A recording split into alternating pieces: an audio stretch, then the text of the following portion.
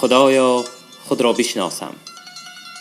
کتاب خاطرات از ادبیات شناس و نویسنده شهیر تاجیک زنده یاد رسول هادی زاده.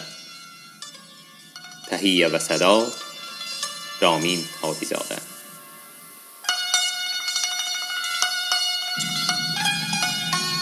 سخن چند از تهیه کننده. ای نام تو بهترین سرآغاز، به نام تو نامه کی کنم باز. خدایا خود را بشناسم یکی از مهمترین آثار ادبیات شناس و نویسنده مشهور تاجیک پروفسور زنده یاد رسول هادی زاده است.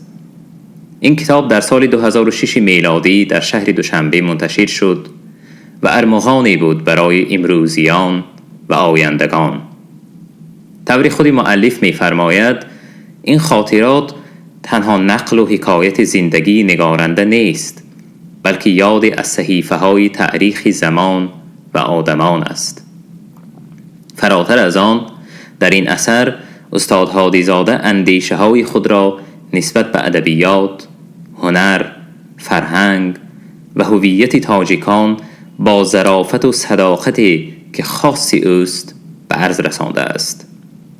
همچنین بسیاری از شخصیت‌های شناخته و حتی فراموش شده ای را که نقش بارزی در تشکل و رونق فرهنگ و هنر و علم و ادبیات این ملت داشتند به تصویر کشیده است و آنان را نه تنها چون عالم، نویسنده، هنرمند، بلکه همچون انسان با سرگذشت‌های پرپیچ و خم، با احساسات زیبا و گاه تلخ، با افکار ملکوتی و زمینی، با خوهای مرکب و گاه متضاد، خلاصه انسان‌های واقعی و فرزندان ایام خود. در این خوانش کتاب خواستم با استفاده از موسیقی روح قصه و حکایه‌های کتاب و آن روزگاران را منتقل نمایم تا شنونده عزیز و گرامی هنگام گوش فرا دادن به خاطرات آن روزها خود نیز در آن ایام با نگارنده سیر نماید و با هوش و جان آن روزگار را درک و حس کند.